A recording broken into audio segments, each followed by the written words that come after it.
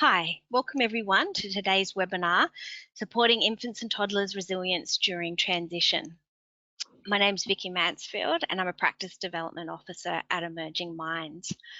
I'd like to acknowledge our country. I'm meeting today from a Awabakal country, and I'd like to pay my respects to Aboriginal and Torres Strait Islander peoples, their ancestors, elders, past, present and future from the different First Nation countries across the country. And I'd like to acknowledge the importance of connection to land and culture, spirituality, ancestry, family and community for the well-being of Aboriginal and Torres Strait Islander children and their families. And welcome you all from the varied countries that you meet us today. Before we dive into our discussion today, I have a little housekeeping to cover. So we have a live Q&A at the end of the webinar, so you can add questions into the question box in the GoToWebinar dashboard. And our webinar is also being recorded and it will be available in approximately 2 weeks on the aifs news or on the aifs website under the webinar banner. And we've gathered related readings and resources about our topic today, and that includes the case study. If you want to review that, that's in the handouts section of the GoToWebinar panel, and it also has our bios of our panelists and also links to the Practice Strategies for Implementation course, which this topic was drawn from, and also the research of Dr. Dolby and Dr. Fraser, which is really great to have a deeper dive into our conversations today. We will have a short feedback survey at the end of the webinar, so it's great if you can add that, complete that, so we can keep improving our webinars. And I'd also like to recognise the children, young people and adults within families and communities who have many and varied lived experience, who've come before us, and we're committed to valuing the voice and experience of people with lived experience, and we recognise their experiences of pain and trauma, and including harmful systemic practices, and acknowledge the recognition and compassion required and the generosity of sharing their experiences. So it's my pleasure to introduce our panel today. As I said, their bios are in the handout, but we have a great group of panelists. So it's my pleasure to welcome Claudius Ryman, who's a child and family partner with Emerging Minds. Welcome, Claudius. Thank you. Claudius has been instrumental in sharing his insights in his transition into parenthood and in a podcast, and now in our implementation course, which is fantastic. Thank you, Claudius. And it's also my pleasure to introduce Dr. Robin Dolby and Dr. Belinda Fraser from Secure Beginnings. Welcome, Robin. It's good to be with you, Vicky. Thank you for inviting us. Lovely to have you, Robin, and welcome, Belinda. Thanks, Vicky. Just as Robin said, yes, it's wonderful to be here. Okay, so let's jump into it. I'm very excited to be exploring this very child-centered discussion today. So we're talking about transitions and specifically about morning transitions to childcare.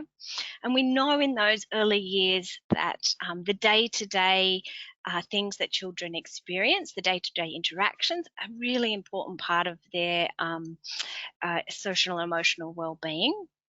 And our presenters will explore the ways that we as the village of parents, educators and practitioners develop relationships with families to support children's emotional well-being during the morning goodbyes. And Robin and Belinda, this has been your area of work for many years, and you've done a lot of research and practice within this area. And I'm excited to hear why it's so important for infant mental health. And what your work,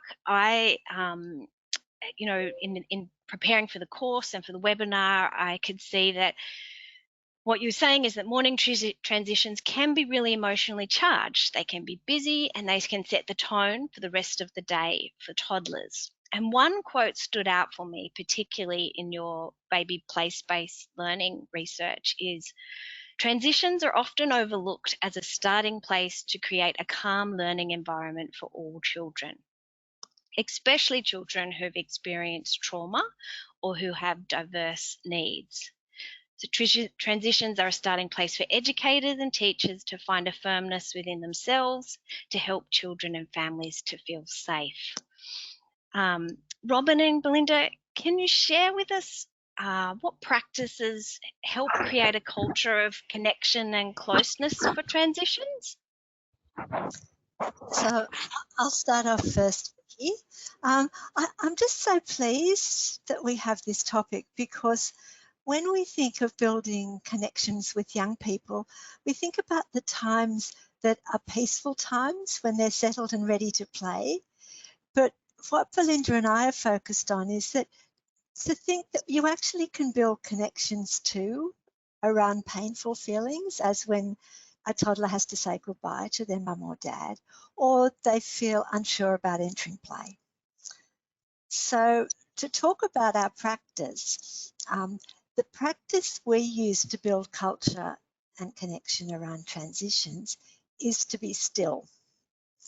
We work with a whole service. So for the educators in that service, we encourage them to sit down at the busiest times of the day in a baby's room, just fancy that.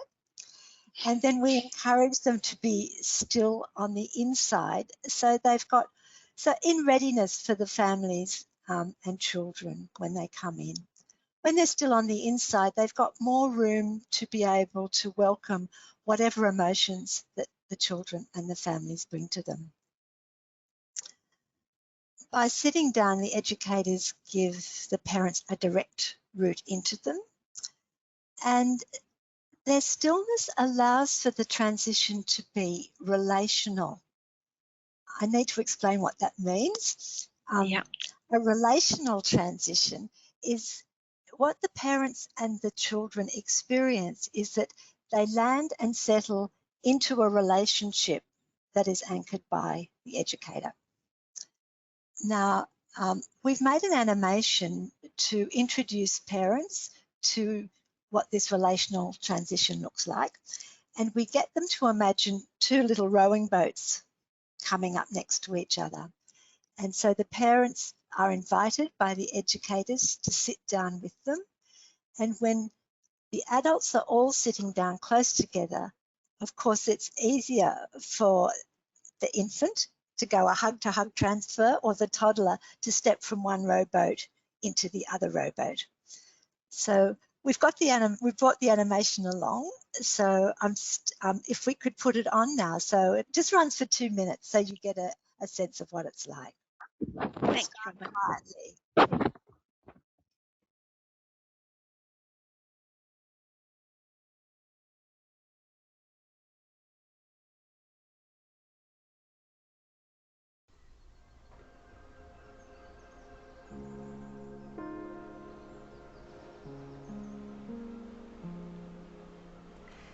Imagine two little rowing boats coming up next to each other.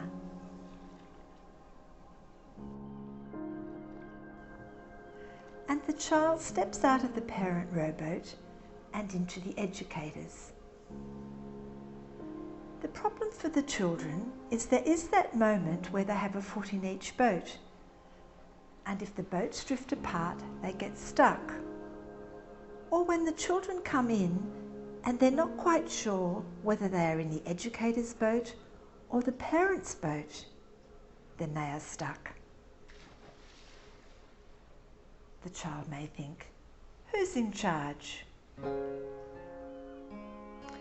Play spaces are a way for children to take that step from one rowboat to the other. We want the children to know that their parents and educators are in charge and they're going to take care of this transition together. The children can need what they need and feel what they feel and be okay. They don't have to act like they're okay, or pretend they're okay when they're not, or feel more than they feel, or take charge themselves. We would like the children to experience a clear negotiation, which supports them to go from feeling secure with their parent to feeling secure with their educator, and vice versa at the end of the day. To make this happen, the educators sit still, always in the same place, so they're easy to find. As well as being physically still, they're also still on the inside, so they can accept whatever feelings the parents and children bring, and they can respond to them in a relaxed way. The parents are asked to bring their child to their child's educator. It is the educator who leads the goodbye. They want the children to get into their boat, therefore they take the lead.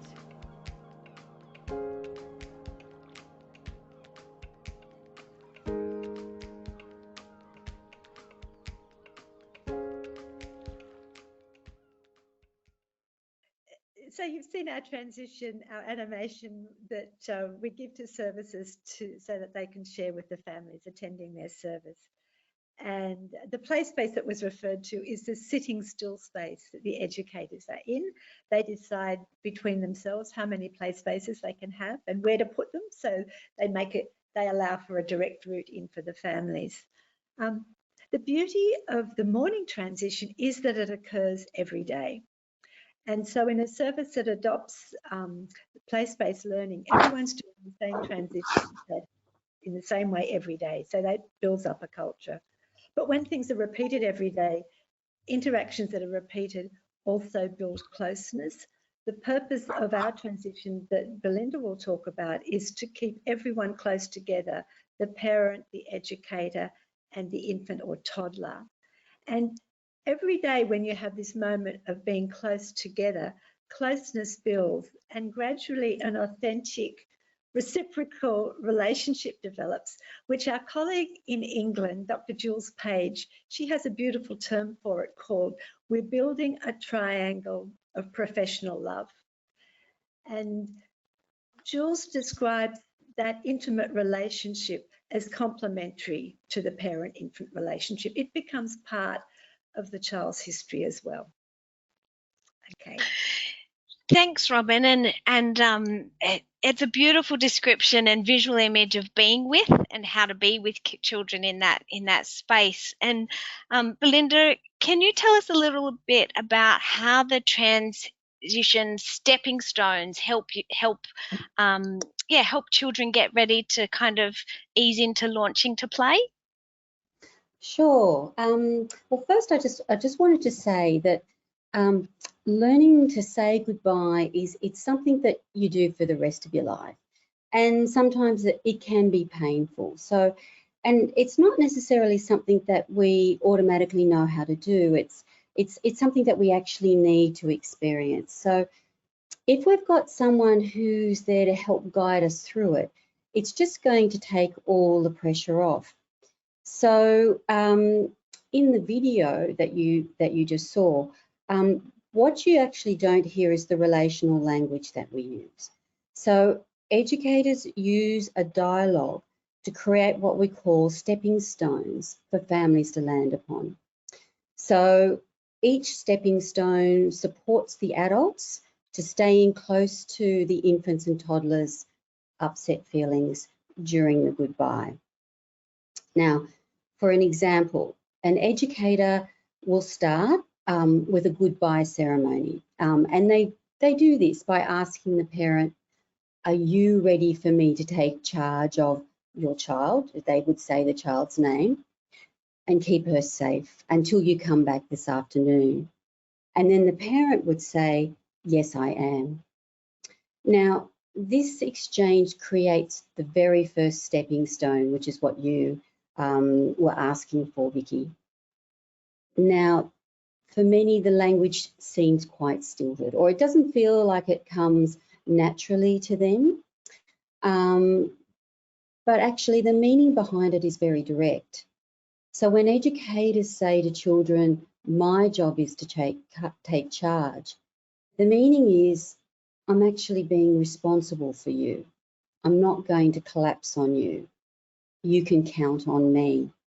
So whilst it feels very strong, those words, it's actually got a very distinct meaning. When children are upset, you know, the most protective thing that you can do is to stay in close. And for children at risk, you just can't be subtle in giving this kind of support. So by staying in close and not being dismissing or distracting or collapsing around feelings, caregivers can give infants and toddlers the experience of calming down in the presence of an adult. And this is how they learn self-regulation. And it's also how the adult fulfills their job as a co-regulating partner. So what these stepping stones actually do is have consisting of these relational dialogue that educators can follow, that help parents to stay in close and not collapse under the child's distress as they say goodbye to their child. Now, obviously, there are another 3 stepping stones that help the educators to guide the family through the goodbye. And if you like, we can actually explore these in question time afterwards in the Q&A time. But we also have a book that explains them as well if you want to know about them a little bit further. Yeah. And what stands out, Belinda, is that, you know, it's a reassuring and kind of a reassuring structure for both parent and for the child. So there's a predictability about it that can be quite reassuring for both. I could also add to that, it's actually very reassuring for the educator as well. So I think it gives them something to hold on to, because all families bring a different dynamic, and it's quite easy to come off those stepping stones when children are upset or adults are upset. So often an educator might find they might come off a stepping stone, and that's okay, because, you know, it's the nature of the dynamic that the family brings to them. But what they can do is actually get back up onto the next stepping stone if everything goes a bit high, and it helps them guide them through. So it's a bit like a coat hanger hanging on. They're all hanging on to this, and it gives them structure to guide them through the process. Awesome. And Claudius, I'll invite you here. You know, as Belinda said, sometimes our goodbyes are smooth and sometimes they're emotional. And you're a dad of a toddler, and we know how infants and toddlers communicate through their behaviour. Sometimes they have some words, but they certainly communicate through their behaviour. I'm curious of what you've noticed that supports your toddler in the morning as you get ready to go to childcare. Is there anything that you have developed, you know, within your morning routines or rituals that help Chris kind of feel his emotional cup's full when he has to say goodbye? And it may vary. It may. In my experience, especially with my little boy Christopher, he's an interesting little case. He loves routines, and we found early on that if we present him with a routine, he'll take to it straight away. And we also found that my wife and I, we figured that if we introduce him to a routine that gives him happiness, that happiness will just flow with him. He'll be content. So especially in the morning, like when I'm taking to daycare, I'll try and ensure that when he leaves the house in a positive mood. If he's positive, it'll tend to flow with him. And I tend to find that, you know, if he's in a positive mood, the entire drive to daycare, he'll be talking about things. He'll be talking about cars that he sees, or buses, or things that he saw the day before, and you can hear it in his voice.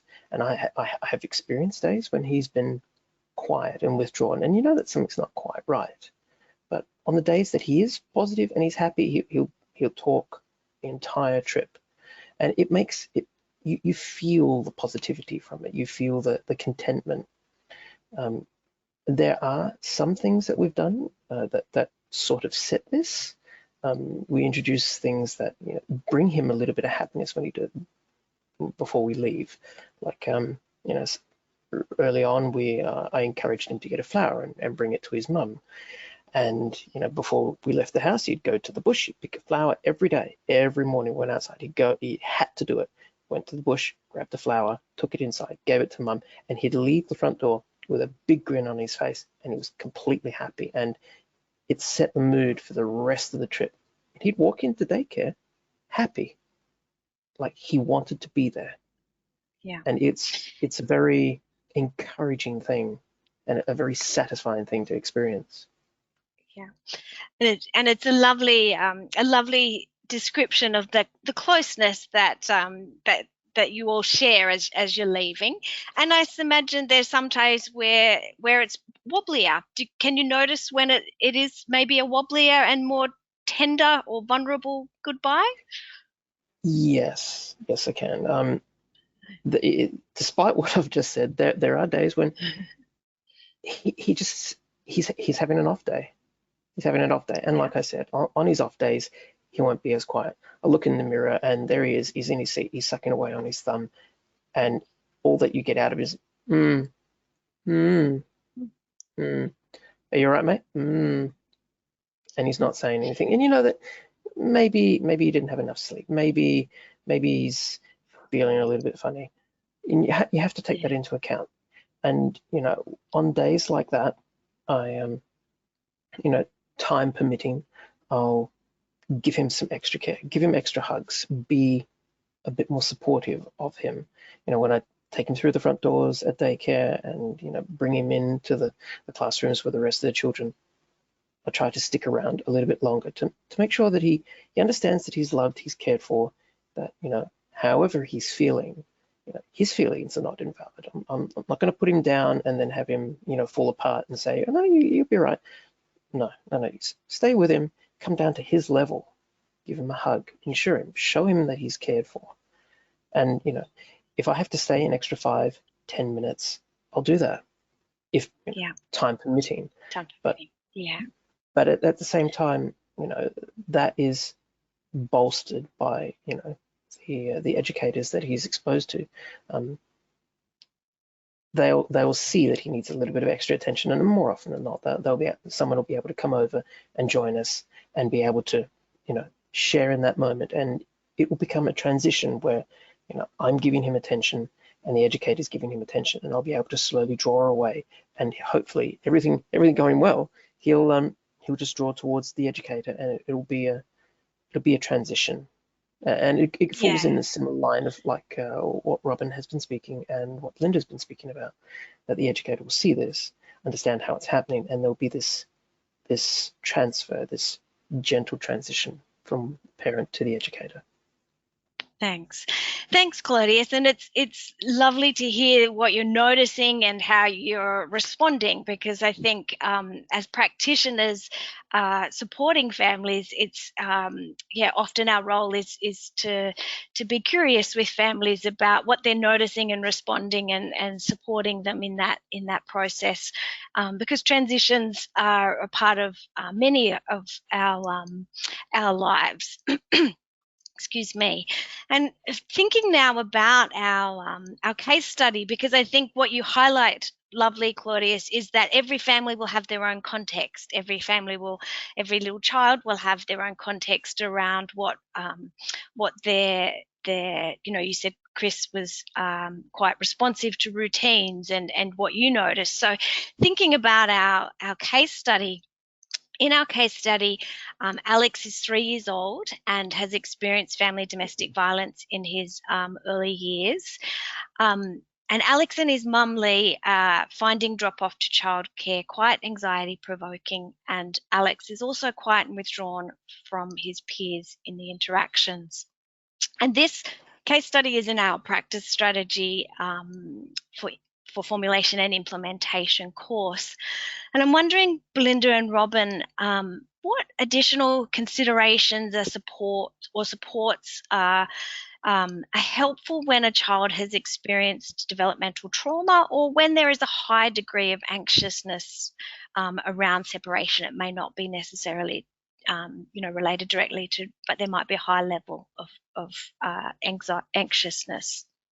So, yeah, I'm wondering, Robin, do you want to offer your insights? Yeah, I'll start off. I just wanted to comment on what you said, Claudius, about giving time to build a connection between you and Christopher, to have that moment where you feel he feels positive, he gives his mum a flower, and then he sort of primes himself to be able to come to his childcare in a good mood. And attachment theory says that, if you want your child to be independent, that's the best investment that you can make, is connection building, and give that time.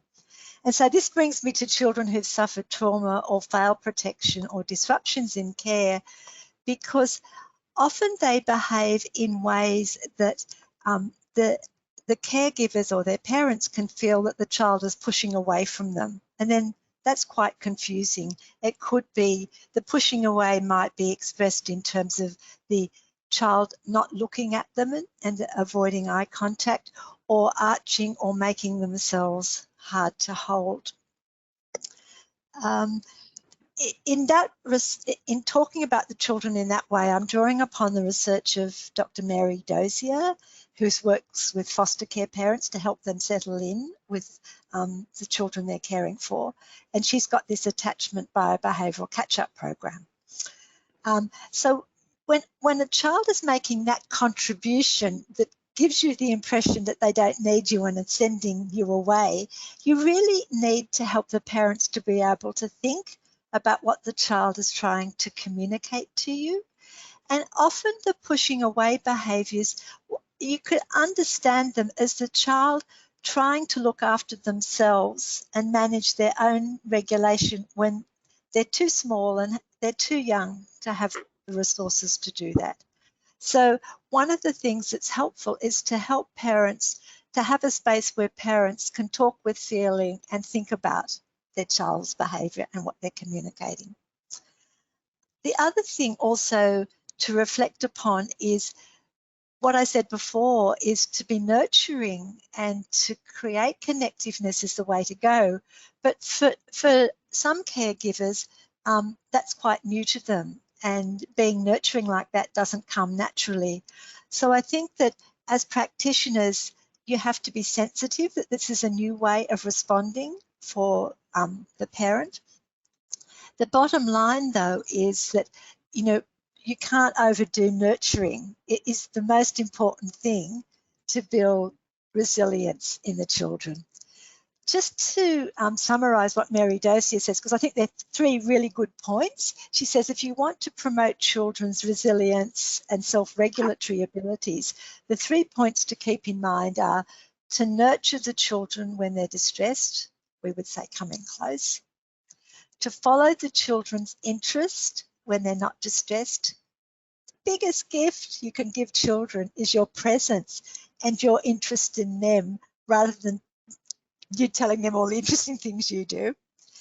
So follow their interest when they're not distressed, and then avoid harsh or frightening behaviours in your caregiving.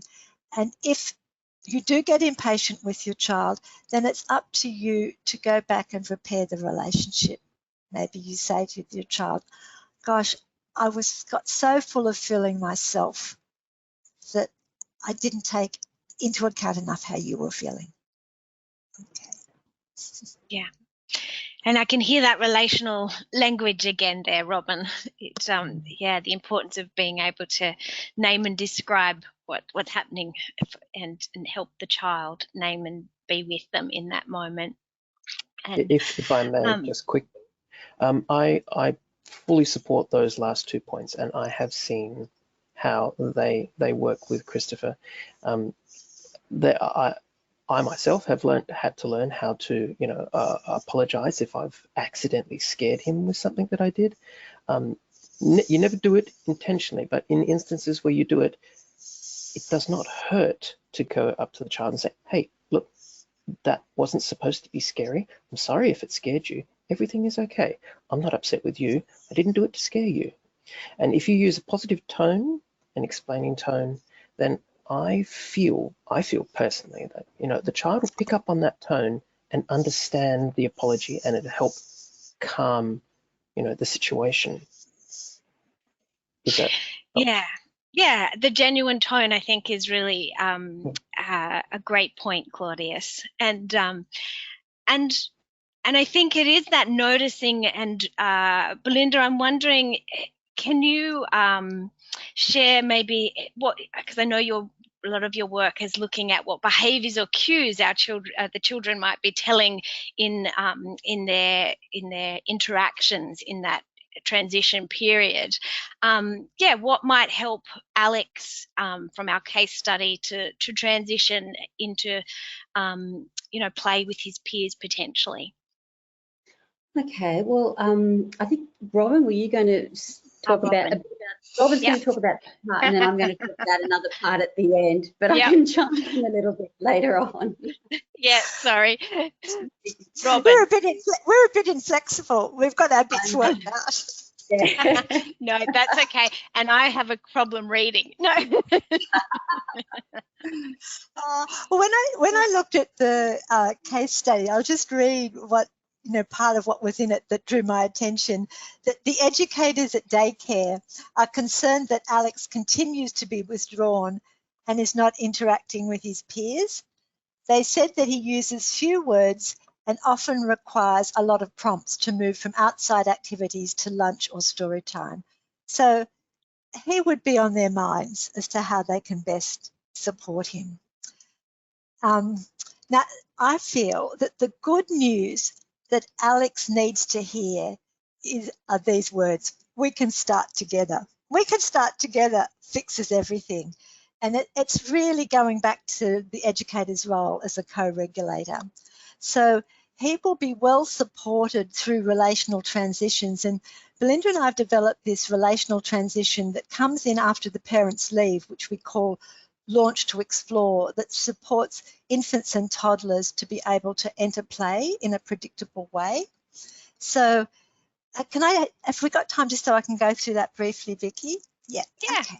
Absolutely. So the starting position in a relational transition is that you have to have landed and settled with your educator.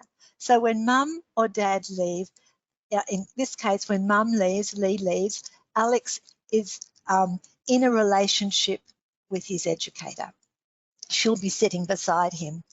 And now with his educator's support, he now has a much better opportunity to experience rowing his boat out to meet his peers in the playground. We say that there are 3 stepping stones that the educator can do to help him row out safely and securely. So the first stepping stone is to give Alex recovery time to process the goodbye and to orient to the group environment that he's now in. We all need this when we go to a foreign place. You know, we just need to be able to give ourselves a breathing space. So practically for the educator, rather than immediately suggesting things that he can do, the educator can really offer him a lot by sitting quietly with him. And they might say something like, you know, I'm going to sit here with you because I know it just takes a little while to feel okay when you've said goodbye to your mum. Saying that to him is helpful, but to all the other kids that are around, because they've all had the same kind of experience. So it's helpful for them as well. So in this recovery time, the educator can keep an eye on what are the behavioural signs where Alex might be recovering. And one of the things to look at is his body posture. He may have come in and be slumped beside her, but as he begins to straighten up, that's a sure sign that he's beginning to get into the world of the preschool or the daycare. He might look out and notice what the other kids are doing. So once he looks out, you then get onto your second stepping stone, because once he looks out, that's the cue for the educator to join his focus and look out with him and describe what he's looking at. that person can describe what the other children are doing, but also the emotional atmosphere, describe the feelings and expressions of the other children as they're doing things. For Alex, when someone joins his interest and is attentive to what he's interested in, he gains a sense that he's important. He's important in other people's lives. And it also helps him develop his confidence to go out and embrace a learning world. Also, when the educator is talking about what he's interested in looking at, that will help his language development, because that's the quickest way to pick up language, when someone's talking to the things you're interested in. Now we get on to the third stepping stone. So that period of following the child's interest, if Alex is just sitting there and not moving out, it's the most important time to be describing what's happening in the playground. That's just going to help him know so much about the social world. But the other thing it's doing when you're describing what he's looking at, it gives him, he starts to envisage what he might be able to do. What can I do when I go out there?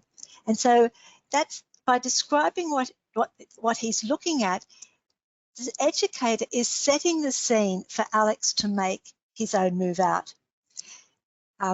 When he does make that move, it's really important that the educator can notice it and describe it and mark it for the other children to see as well. That gives Alex a feeling of like catching a wave in the sea. Everything comes together for him. And when the educator notices his effort, he or she is making a competency statement for him. I see you, I enjoy you, I'm enjoying what you're doing.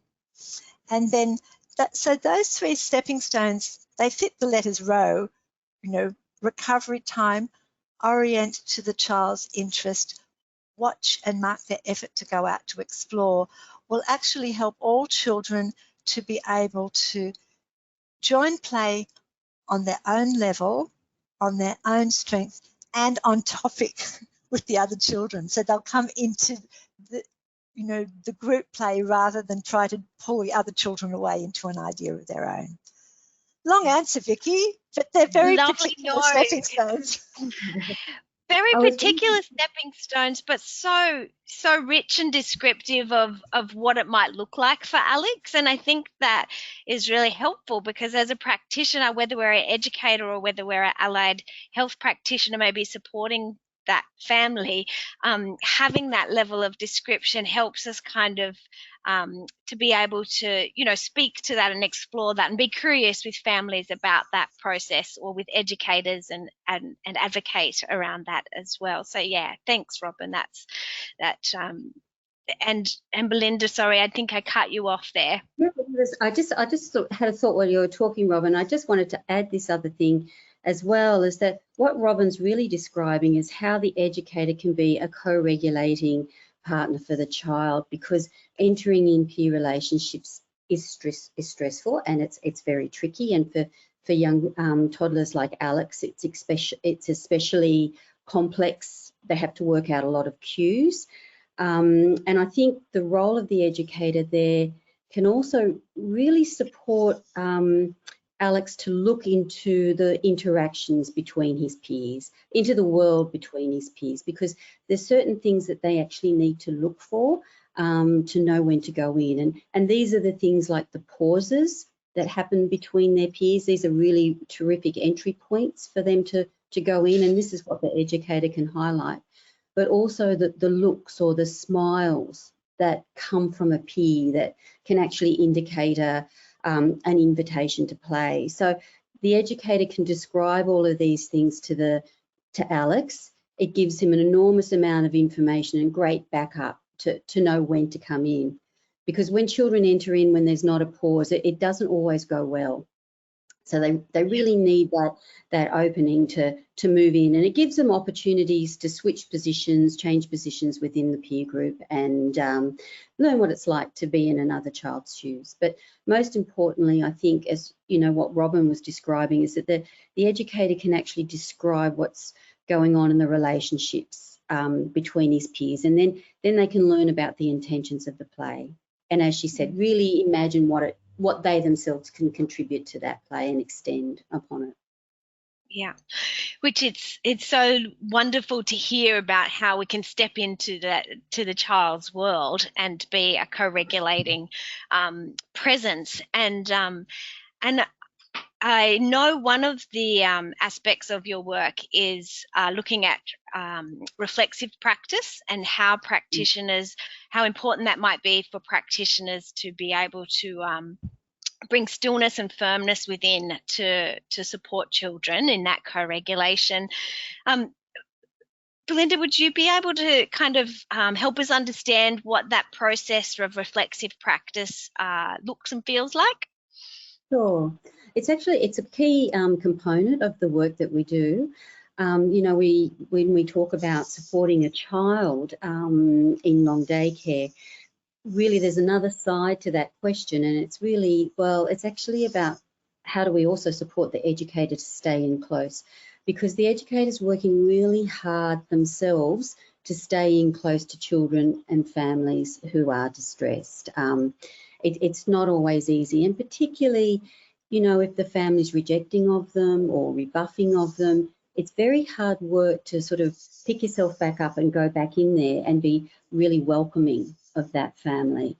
And I think what we do in reflexive mentoring is we create this space where we, you know, help and support educators to take the time to reflect on their own feelings and their own thoughts in relationship to the children that they care for and their families. I think when you give educators that space, there's a twofold effect. One, it helps them to discharge the feelings that are aroused within them. But I think the other aspect of it is they begin to think deeply about the nature of the dynamic that the family brings to them. And we can really use that information to help them think about the way that they relate to the families, you know, help them to understand that, but also how to respond to them in a way that might be different to what the family might be expecting.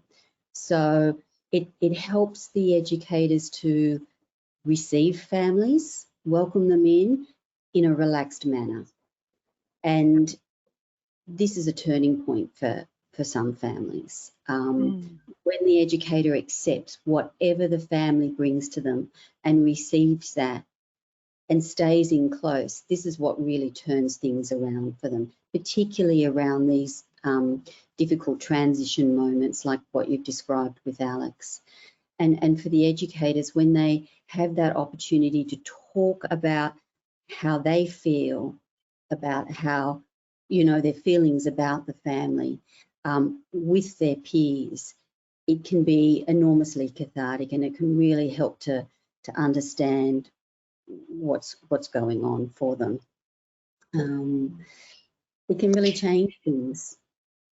I just wanted to add just one short thing, Vicky. Yeah, What Linda's talking about, you know, they do need the space in order to be accepting of the family. And when the family feels your acceptance, either in the delight you take in their child or your acceptance of them, that turning point is that the family begin to have hope for themselves. They begin to see that they can do things in a different way. So. yeah. And I think that holding both, you know, that what stands out for me is that you're holding both the parent and the child, and having that capacity to and space to be thinking about that and connecting with what it means for yourself. And as a allied health practitioner, you know, it was often that I would visit centres so that I could, you know, observe a child if I was working with the child. And so I think this is a great context for us to have in terms of our observing and chatting with educators around, the ways we can support families in terms of, you know, both in the transitions and also, you know, what that might be meaning for at home. Gives us a holistic picture. Yeah. And just before we move to the question time, Claudius, I'm wondering from your perspective, as a parent, what helps you feel connected to your childcare community and okay to be able to discuss worries if you have any, or the feedback you get around Christopher, because I think what Robin and Belinda were describing was a way of creating culture and connection. But from your experience, what helps your family feel connected to your childcare community? There's so many things. I think one of the things that really, really stands out for my wife and I, that connects us to our childcare community, is the fact that the educators, they show an interest in Christopher's development. And I see it in the morning. They know us by sight. They greet us. They greet Christopher. They ask how his day has been if they have the time, and they're engaging with him. Throughout the day, our daycare community have an app where they can post updates of the children's activities, and a lot of the time these updates are associated with learning outcomes. So we actually have almost every day we have an update about something that our child did that is associated with a learning outcome, and you see the proof. So you get the sense that the educators are watching and they are taking this in and they are noticing the change, and they're providing us proof that things are happening, and we're sharing this with you so that you know what's happening while you're not there. And at the end of the day, when either my wife or myself, we go collect Christopher, we don't just pick him up and off we go. No. We try to stay and maybe spend 5-10 minutes, maybe a little bit longer if there's lots to talk about, and we just talk about his day. What's happened? What did he do? Did he do something different? Is there something that we didn't mention when we dropped him off that we'd noticed that he'd been doing before that you could count into his learning capacity, things that he's done recently, like he might say a new word or show a higher understanding of complex tasks, or a greater awareness of things. Like, for example, not too long ago, my son started to display an understanding of events yet to happen. And that's, when you think about it from a child's perspective, you're always living in the moment. But when you gain that capacity to understand that things have not yet happened, but will happen in the future, that's an incredible leap. And Claudius, what I hear there, sorry, I cut over you there. What I hear there is your delight in receiving updates about the things that they're delighting in Christopher. So this lovely connection that you both get in delighting, around Christopher's interactions and development. But these are things that you would carry on to the educators, and you'd spend time with the educators at the end of the day or at the start of the day if you have time, and you would share this information, and there would be an expression of interest on both of our sides. We're interested in what they have to say, and they are interested in what we have to say, and it forms a group. You feel connected because you're not just talking on and nobody's paying attention, and vice versa. Talking about the weather. Yeah. Exactly. Thank you, Claudius. That's lovely to hear, and I think it's great to hear what you take away and the connection that's important for you and your family. We have time just for a few questions, which we've received some pre-registration questions and then also some questions as we've been going.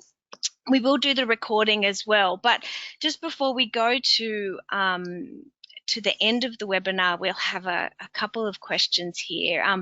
And there was a theme of wondering about the importance of communication and language, which is we've spent some time on. But there was a curiosity around what about the pre-verbal stage when baby cries, and to know that, how do we know that they are in distress, or what, or around managing or supporting crying.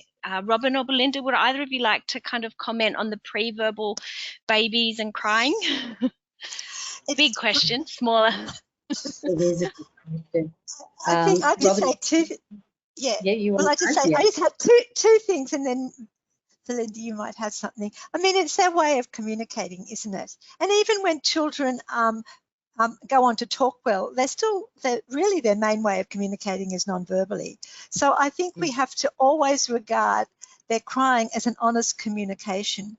The other thing is the best we can do is to guess how they're feeling. But, you know, our curiosity and our guesses, it's hugely comforting for a baby when you try to guess what they're feeling. You mightn't guess right, but the act of guessing is hugely comforting. Lovely. Yeah. Belinda?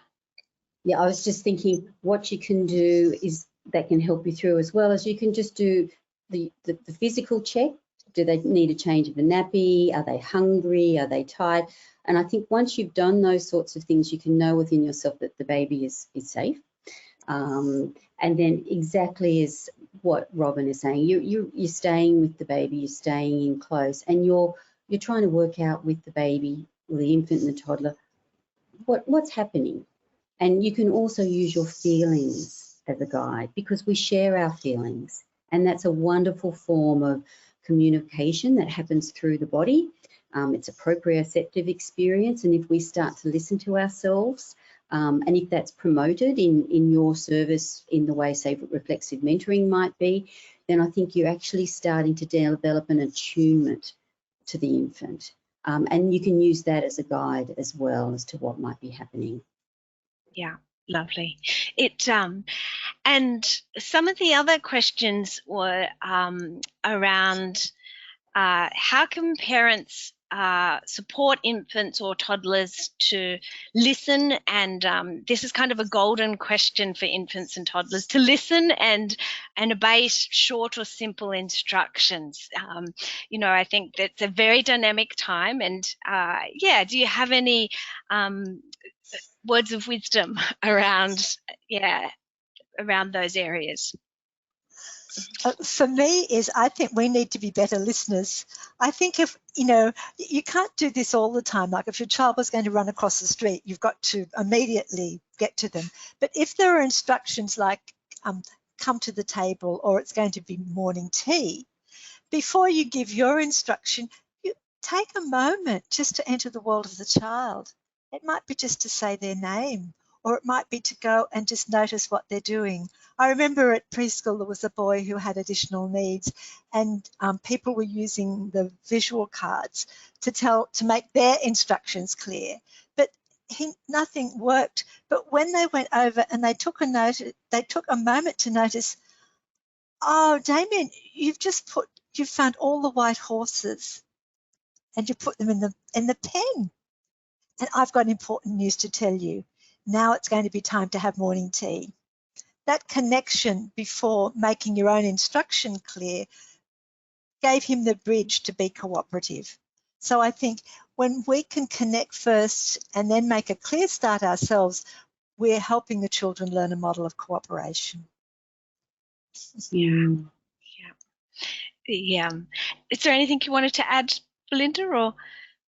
No, I just think Robin just said that absolutely. Yeah. I couldn't, you know, say anything else than that, other than, you know, these relationships, they're two ways, and you're in it, and the child is in it, and it's a give and take. And exactly as Rob said, looking into the world of the child will shift everything. Yeah. I think if we're not confident, we tend to rush through and we say, quick, now's the time to put your shoes on. If you can sort of tell yourself, we're on a journey here, and this is my opportunity to make the connection and then to make a clear start for myself. And if the child just turns the other way, you haven't lost anything, because your next step is to go in closer and to say, to acknowledge where they're at. You know, I can see you're in the middle of your mud pie, but it really is time to put your shoes on. And so it's going to be a journey like this, you know, but you're not lost in it. And you're dealing with someone who's growing and trying to find their own independence in life. And the thing that you've got going is, above all else, the child doesn't want to displease you. They always want you to love them. So I think young children are so courageous to go against us, because they could risk losing our love. Yeah, that's probably a good one of the other. It might be our final question. If we was our toddler is in the stage of saying no to going anywhere and everywhere. Can you explain or provide strategies to support them, please? And it may be similar, but yeah. And Claudius, I'm sure you've heard the no word as well. So yeah. He's exploring his world and his boundaries. Oh, sorry, Claudius, did you want to speak more to that? No, I honestly don't know. Sometimes I'm at my wit's end about some of the simple things that, you know, yesterday he was okay with it. Today, no. Why? Nothing's changed. Nothing's changed. It's still the same. You know, the biscuit is the same. You know, this pasta that you're having is the same. These toys are the same. Why no? What's different today? I don't know. And sometimes you just have to roll with it. It's such an interesting question, because I think, in a way, you know, it's really difficult to have a separate idea to someone who plays such a big part in your life. You know, a toddler might go, I want to touch that PowerPoint, and you're saying, no, you can't. And I think, you know, they're working out a couple of things. They're working out how to manage conflict, but I think they're also working out how to have a separate idea to you, and that they are separate to you, and that can be very frightening for them. Particularly linking into what Robin was saying, is that, you know, there is this fear of losing your love, that if you think differently or behave differently, am I going to lose my parents' acceptance and my parents' love? And that's a great fear for toddlers to have to work out. Robin, did you want to add to that? No, I think you've said it beautifully. It's Alicia Lieberman who says that the emotional task of toddlerhood is to manage conflict within close relationships. And so that's the apprenticeship that they're going through, because we need that for life, don't we? Yeah. Yeah. And I think it's go on, Claudius, sorry. No, sorry. I just wanted to say that, you know, when it comes to something that, you know, I'm trying to encourage Christopher to not do, like using the PowerPoint as an example, I try to not just say no. Even though he won't understand, I try to introduce him to the concept of something that will happen if he does that. Like, if you play with a PowerPoint, there are consequences. You don't want that. You will not like what happens. Right? So it's not just about, no, don't do that. If you do that, something else will happen that is not good.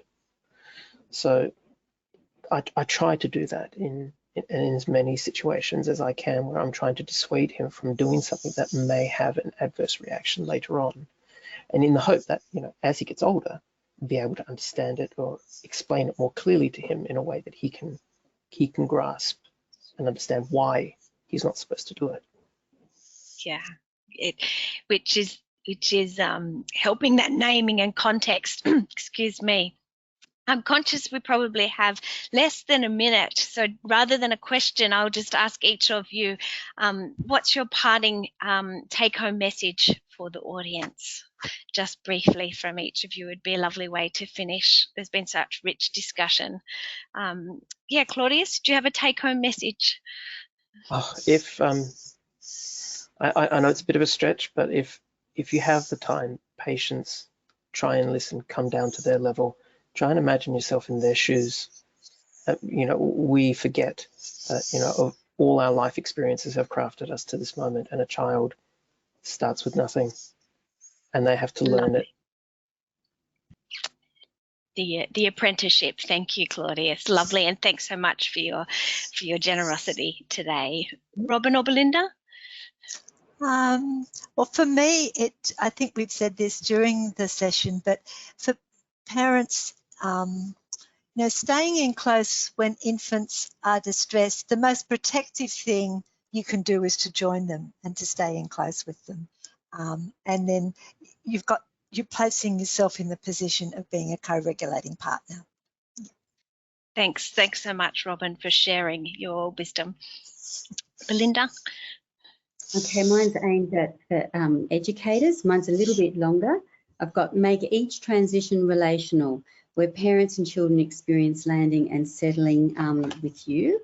And then parents will be more able to recreate this experience at home. Okay, and their children would be more likely to receive it, and they come to a point of rest together. And this builds confidence in each other and becomes their individual history. I've also got one more thing, and then I'll stop there, I promise. Okay. Just for educators together as a team. If you can talk with feeling about how you are feeling and you share it with your peers, then you can put that information to good use. Thank you.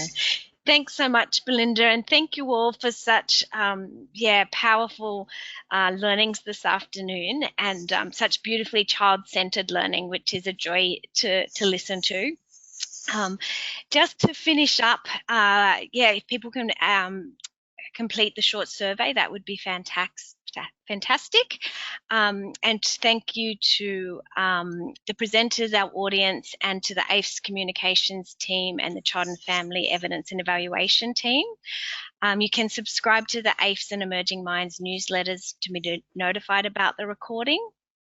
And our next webinar, in collaboration with Emerging Minds and AIFS, will feature a broadcast on the Fathering Symposium from the AIFS 2024 conference, and a live Q&A with the panel. So that's coming up on the 28th of August. So thank you very much for joining us this afternoon, and thank you very much to the presenters. Thanks so much. A pleasure. Thank you, Vicky. Thanks. Lovely to be here.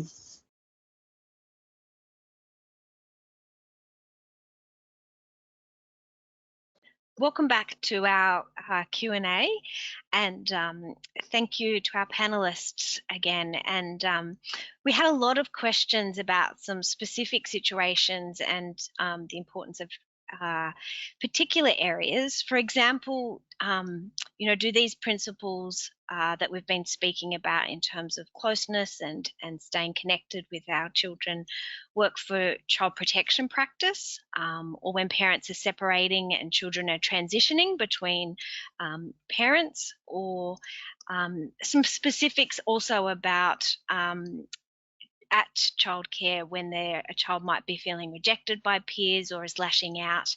Some of the strategies that might be useful in those situations. Can I invite you to maybe offer insights around some of those specific situations? Absolutely. I can probably start just by, leading into that, underlying these sorts of questions is really about, well, how do I as a practitioner stay in close to these situations? How do I stay in close to a child that's extremely distressed and whose behaviour is very difficult to manage and to keep everybody safe? How do I stay in close with families to manage these difficult separating moments? I think, to start off with, we can move towards thinking about some of the things about managing ourselves, finding a firmness within ourselves to stay in close to children who are extremely distressed and lashing out. And perhaps, Robin, you'd like to talk a little bit about the work of Angerity, which we use a lot, that helps to work out how we can stay in close without being intrusive of children who are extremely distressed.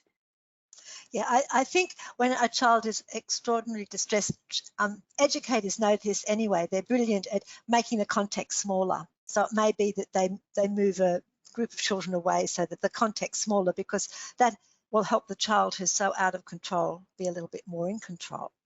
And then to build on what Belinda was saying, it's really to be able to show that you're not frightened of the child, that you see that you have an important role to be able to take charge.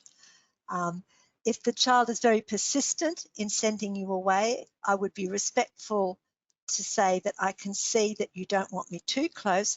I can also see that you're upset. If a child is very out of control bodily, I think it needs to be said that, I have an important job here to keep you safe and myself safe and the other children safe. What we're going to do is I'm going to sit down here and we're just going to sit, not going to do anything else. We're just going to sit, and then I'll be able to work out what you really need. Now, I just think that that's not a magic solution, but it's following the general principle of how you can always come in close to these moments. And maybe sometimes is it a way to come in earlier, maybe not, maybe there's an explosion. But you're not just when you're coming in close in a group environment, you're actually helping that child to not be the one out of the group. Because when you come in close like that and talk like that, other children can see that this child is in distress. Children are hurtful to other children if they can't make them out. And so what you're doing really is you're helping your whole community to be able to understand and not be frightened of an out of control child. I think I might just add to that as well, if that's okay, Robin, is that what you want to do is give yourself time. This is going to be an experience that is going to need some time. And I think that when you let the other children know who are around that, you've got this, you're going to stay with this upset child, but that it's just going to take time. It gives the message to the other children that you're in charge and that they can relax. They know that there's an adult here who's got that and who's going to work this one out. I mean, the most delightful example from a person that I've learnt so much from, who's been a mentor to me in early childhood, she was in a situation where a child pulled away the blue Lego man just as the boy who was building the castle for the blue Lego man was going to put the blue Lego man on. There was pandemonium, and when the boy who took the Lego away, the blue Lego man away, was asked to give it back, he sat on it. And the educator said to the child, reinforcing what Lindy has said, she said, Joseph will give it back. He just needs time. And it was really the starting point of the most wonderful story of how those boys got back together. But that educator was wise enough to be able to be calm within herself and have space and know that that was the most important thing for her and for the children. And it was going to ensure that she stayed in close until those boys got back together. Yeah. Mm-hmm. Yeah, and in regards to the wonderings from the audience about do the principles for transitioning apply within child protection practice, or where there's not child protection necessarily but parents navigating separation and transitioning, are there any sort of brief insights around the applicability of what we've been talking about? I'll start it, will I, Robin, and then flow it on to you. But look, we have adapted, like we have applied the same stepping stones in other scenarios, in education settings and other settings where, there's children who are at risk or it's early intervention, and it seems to work, and with older children as well. And certainly, key to children feeling safe is them experiencing a negotiation between their parent and a practitioner, or between their parents about their safety and their care. And I think that that's really critical for young children to experience. Robin, did you want to add to that? Yeah, I just think you can't overdo this. In fact, in our program, at any transition, if an educator is going for lunch, they do a handover ceremony. It really builds community where one educator asks the other educator, are you ready to take charge of the children in the group and keep them safe till I come back? And this little ceremony, it just brings the children together, and you hear the older children talking about, who's in charge, and saying, it's my baby's first day at school, but I've told him I'm going to keep him safe, and I've been thinking of him, and that the teacher will be in charge when he's there. So these are words, while they might sound strange to us, they're very direct for children, and it's what children need to know. And particularly if parents are separating, they need to know basically that their parents together could do that kind of exchange, because it would leave so much reassurance for the child that my adults are still in charge and thinking about me, even though I've witnessed and seen such terrible conflict. Yeah.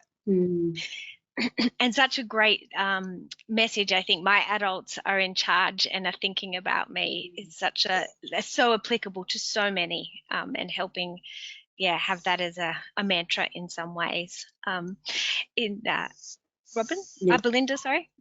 Well, I'm just thinking what's key to that is that the child doesn't get lost in it. So that whatever's going on between the parents, or whatever scenario that might be, that it's not so overwhelming that the parents can't think about their child. And I think that type of dialogue that Robin was talking about, and taking charge, keeping their child safe, is just enormously reassuring for the child, that there is an aspect that in their parents' lives that they can actually still hold their child in mind, whatever else might be going on for them. Yeah. And I think I was once upon a time a contact worker for parents, and I wish I had this dialogue to support that transitional and relational language, because I think it can be so powerful for contact visits as well. So and I'm mindful we're probably at the end of our Q&A. Claudius, do you have any insights you'd like to offer around our Q&A topics? Oh, I had so many to go through, but what Robin and Belinda were talking about literally covered all of it. Many of the aspects that I just spoke about were completely in line with my experiences with Christopher, my little boy, especially like when he's, in his tantrums. I'm sure that you'll be able to understand when I say, if I paint the picture that, you have this child that is, having an intense emotional experience, the last thing that child's going to want is for you to move into that space that's already chaotic and, and cannot navigate through it. And I found that from, personal experience, and my wife can say exactly the same. You have to be there. Don't be in there, but be there, be present.